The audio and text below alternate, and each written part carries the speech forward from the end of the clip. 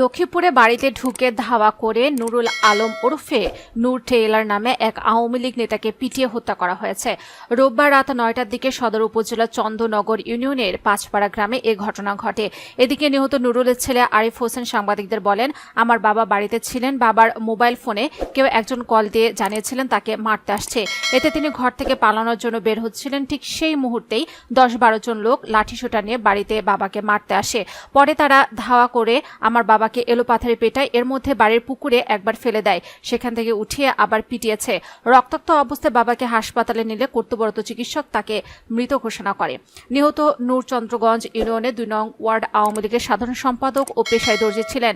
জানা গেছে, রক্তাক্ত অবস্থায় নূরকে উদ্ধার করে প্রথমে চন্দ্রগঞ্জের একটি হাসপাতালে নেওয়া হয়। সেখানে নূরকে কর্তব্যরত চিকিৎসক মৃত ঘোষণা করেন। পরে তাকে সদর হাসপাতালে আনা হয়। নিহত নুরুর ছেলে আরিফ হোসেন সাংবাদিকদের আরও বলেন, হামলাকারীদের মধ্যে খোকন নামে একজনকে তিনি চিনতে পেরেছিলেন। খোকন বিএনপি করেন। খোকনের নেতৃত্বে তার বাবাকে মারা হয়েছে। তিনি বলেন, আমার বাবা আওয়ামী লীগ করলেও কারো ক্ষতি করেনি, কারোর সঙ্গে কোনো শত্রুতাও নেই। রাজনৈতিক কারণে আমার বাবাকে মারা হয়েছে। সদর হাসপাতালে কর্তব্যরত চিকিৎসক জয়নাল আবেদিন বলেন, মৃত অবস্থায় নূর নামে লোকটিকে হাসপাতালে আনা হয়েছে। তার মৃতদেহ মর্গে আছে। চন্দ্রগঞ্জ থানার ভারপ্রাপ্ত কর্মকর্তা এমদাদুল হক বলেন, একজন মারা গেছেন। ঘটনাস্থলে পুলিশ পাঠানো হয়েছে। হাসপাতালেও পুলিশ পাঠানো হবে। এ ঘটনা তদন্ত করে আইনগত ব্যবস্থা নেওয়া হবে।